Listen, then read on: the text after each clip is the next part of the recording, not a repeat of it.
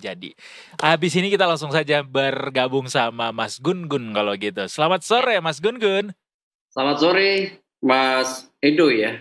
Iya, Mas Gun-Gun. Dengan Mbak siapa? Pocut di Pocut sini. saya. Oke, Mbak Pocut Pocut ya. Kamaral. Mas Gun-Gun terima kasih banyak sudah mau meluangkan waktu bareng sama kita di sini. Sama-sama. Ya, ini kan kabarnya baru saja diinformasikan tadi siang Mas Gun-Gun soal mundurnya Pak Hasan Nasbi nih.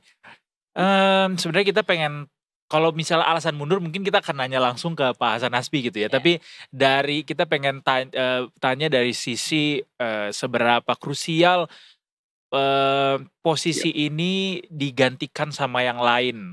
Seperti apa saat ini posisi kantor komunikasi pemerintah untuk ada perubahan jabatan kepemimpinan gitu, Pak Mas Gun-Gun? Ya, menurut saya memang ini perlu pembenahan ya. PCO ini kan komunikasi level tinggi sebenarnya. Kenapa? Karena presidensial, sifat komunikasi presidensial itu ada 3 ya. Pertama itu karakternya itu otoritatif, official yang kedua. Kemudian yang ketiga direktif. Itu 3-tiganya butuh orang yang punya chemistry kuat dengan presiden. Kenapa? Karena kepala kantor komunikasi kepresidenan itu harus melekat dengan presiden. Jadi agak aneh sih memang kalau PCO itu kantornya itu di luar istana. Di banyak negara, termasuk di Amerika kan West Wing, itu tidak berjauhan dengan posisi di mana presiden berkantor. Kenapa? Karena harus ada FCR namanya finding, conclusion, recommendation yang diberikan kepada presiden, atau sebaliknya presiden memberikan arahan, narasi, kemudian information role yang harus dimainkan oleh teman-teman para jubir yang tentu tahu persis pemikiran dan arah tindakan presiden mau kemana. Jadi selain chemistry itu harus ada protokol komunikasi yang bisa menjembatani antara keinginan dalam konteks pemikiran dan tindakan presiden yang harus diketahui oleh khalayak luas atau publik ya, termasuk teman-teman media begitu. Jadi ya kalau kemarin banyak blunder dalam konteks komunikasi istana, menurut saya memang sudah sepantasnya atau selayaknya yang bertanggung jawab dalam konteks komunikasi mengelola ya komunikasi presiden itu digantikan atau mengundurkan diri jauh lebih gentleman menurut saya. Berarti mundurnya Pak Hasan Nasbi mengkonfirmasi terjadi kesalahan begitu dalam pengelolaan komunikasi pemerintah selama ini. Apakah bisa dikatakan seperti itu? Iya, saya lihat kan ada 2 problem utama. Pertama soal penganggaran PCO ya. Kemudian yang kedua saya lihat soal prioritas kelembagaan yang apakah ini bisa menjembatani ya gapnya dengan presiden atau tidak. Karena saya lihat itu 2 hal yang tidak terjembatani dengan baik tuh di era PCO-nya Pak Hasan Nasbi. Maksud saya, Pak Prabowo, kalau kemudian kita mau melihat krusialnya komunikasi di istana untuk kemudian bukan hanya sekedar diseminasi ya informasi ke khalayak, tapi juga mengontrol potensi-potensi kerusakan yang disebut damage control ya dalam konteks penanganan komunikasi pemerintahan, khususnya lebih spesifiknya lagi adalah istana, presiden maksud saya, maka dibutuhkan memang figur yang sangat dekat dengan presiden sekaligus mengetahui cara atau lebih tepatnya menguasai protokol komunikasi standar ya dalam konteks presidential communications. Contoh ya, ada 12 standar kan dalam konteks protokol komunikasi level tinggi seperti ini. Contoh misalnya konteks komunikasinya, narasi utama pemerintah hari ini, kemudian information role atau peran informasi dimainkan oleh siapa, harus ada yang berdisiplin sebagai koki informasi sekaligus sebagai penyaji dengan orang yang berbeda. Jadi ada orang-orang yang memang mendedikasikan diri profesional sebagai koki, tapi juga ada yang sebagai penyaji. Maksud saya jangan kemudian tumpang tindih Karena itu menyangkut juga basis data dan mekanisme penyampaian yang jauh lebih tertib dan berdisiplin dengan peran-perannya masing-masing. Kemudian contoh lain dari 12 protokol itu apa yang boleh dan tidak boleh dilakukan. Ini menyangkut CPM ya, atau Communication of Privacy Management. Jadi mana yang bisa dibuka dan mana yang tidak, tentu ini butuh strategi yang khusus ya. Kemudian juga menyangkut siapa yang terlibat ya dalam proses komunikasi tersebut. Nah ini banyak item ya, kalau kita diskusikan bisa panjang, tapi intinya sebenarnya bagaimana seorang kepala PCO itu mampu dekat ya, terbangun chemistry-nya dengan presiden, kemudian juga kesehariannya tidak jauh atau mungkin presiden melibatkan begitu ya, seperti posisi Mensesnek atau posisi sekretaris kabinet. Jadi apapun yang kemudian menjadi poin krusial dari isu yang bergulir itu menurut saya PCO harusnya sih dilibatkan untuk kemudian tahu dan bisa memitigasi ya langkah komunikasi publiknya. Karena ini kan bicara tiga hal mendasar nih, komunikasi publik, komunikasi politik, ya, sama komunikasi organisasi di internal. Ya, ini basisnya kan manajemen data, manajemen komunikasi, sama manajemen birokrasinya. Itu harus dibenahi. Kalau enggak, ya sama aja. Ganti orang juga tidak akan berdampak pada perubahan signifikan. Jadi pertama itu presiden menurut saya harus jelas nih PCO ini mau dikemanakan. Ya ini kan lahir di era akhir Pak Jokowi ya. Artinya pada saat Jokowi di penghujung kekuasaannya bikin PCO gitu.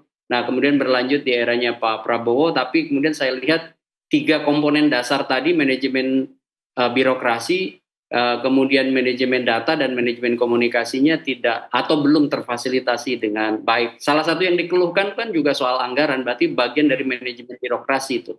Kemudian positioning PCO, kenapa harus di luar istana? Harusnya melekat di dalam istana. Ya, seingat saya dulu dari sejak jubirnya yang Gus Dur ya, kemudian jubirnya Pak SBY, itu sudah mulai bagus tuh.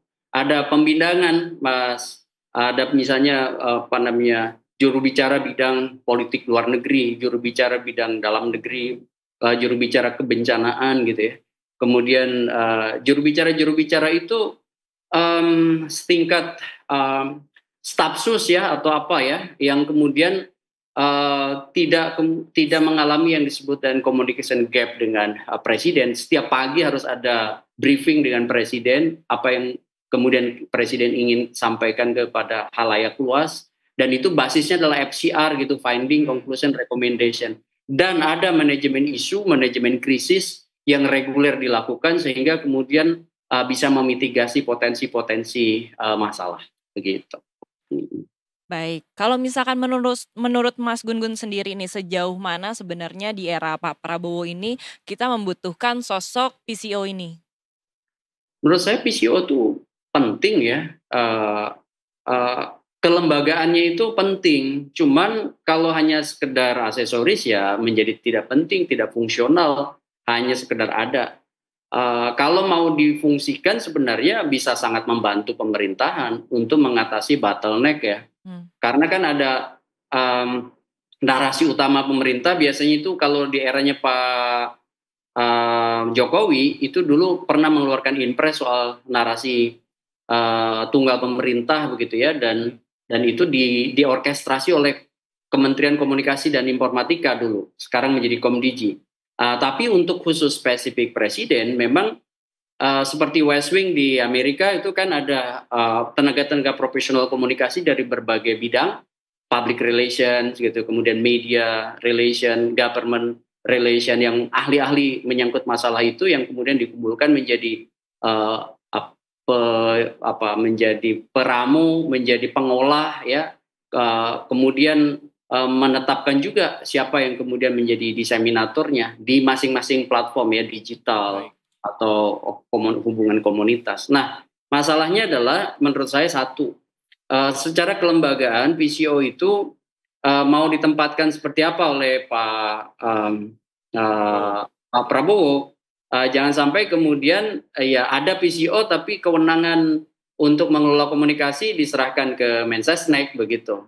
Sehingga ya itu menunjukkan memang tidak kepercayaan presiden tidak pada PCO gitu, tapi pada Mensesneknya.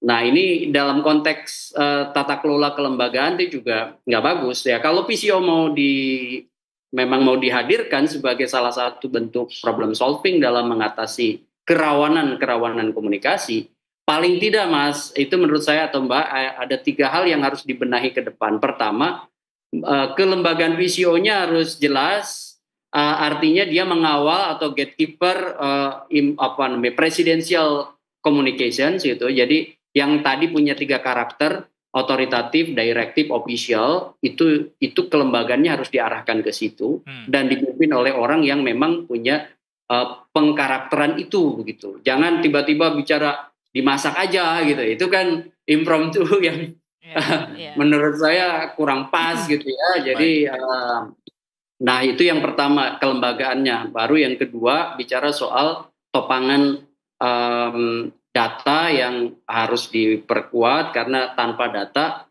ya menurut saya siapapun tidak akan bisa bicara tepat guna tepat sasaran. Nah makanya kemudian mengolah data dari berbagai macam sumber itu harus diperkuat di PCO. Baru yang ketiga itu harus ada kejelasan mereka-mereka yang menjadi diseminator atau spokesperson dari PCO. Jadi bukan hanya sekedar ikut ya mungkin tim pemenangan kemarin, bukan karena pertimbangan itu, tapi memang harus orang yang tepat, punya kemampuan CPM atau Communication of Privacy Management yang bagus, sekaligus punya kemampuan untuk menahan diri bahwa dirinya itu sebenarnya bukan semata-mata membicarakan keinginannya, tapi sebenarnya ingin menarasikan apa yang kemudian jadi pikiran dan tindakan presiden begitu.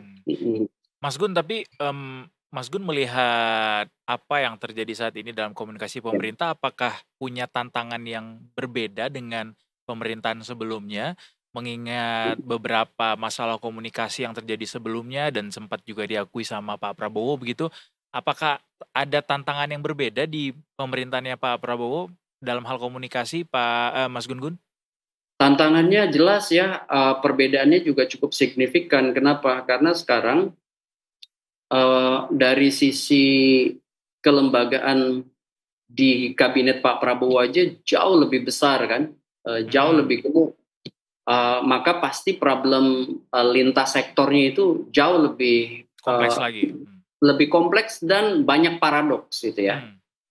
Karena harus mengambil sumber dari macam-macam kelembagaan yang membengkak begitu luar biasa daripada eranya Pak Jokowi dari 34 menjadi lebih dari 100. Kemudian yang kedua ya kecepatan informasi juga kan menjadi tantangan yang jauh lebih berubah dengan kehadiran macam-macam saluran ya komunikasi ya, termasuk digital begitu yang intensitasnya gitu ya itu semakin tinggi, terkait juga dengan penetrasi internet yang semakin tinggi.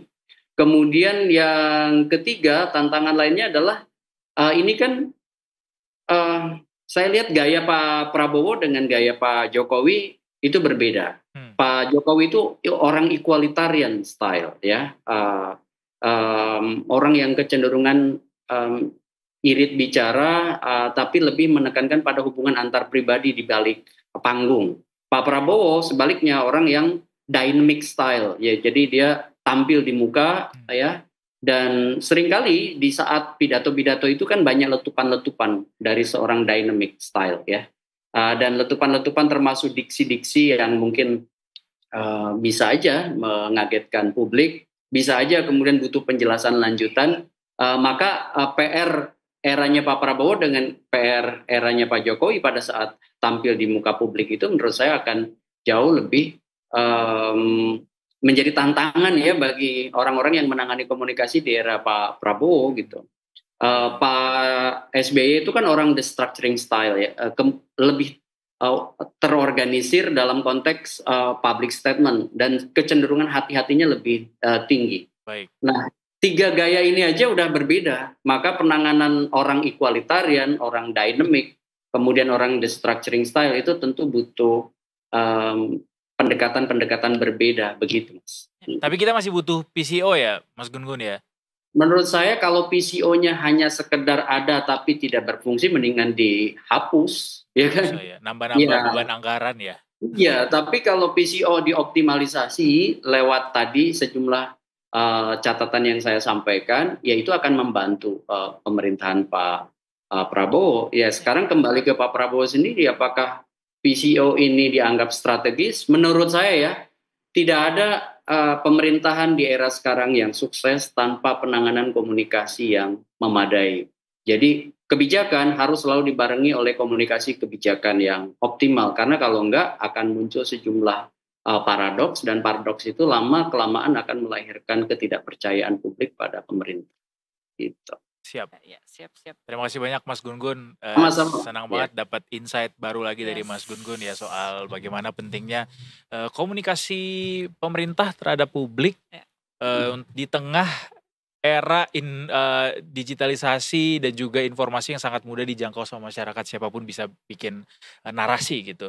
Terima kasih banyak sekali lagi Mas Gun-Gun. Terima kasih banyak Mas Gun-Gun. Selamat melanjutkan aktivitas. Sore.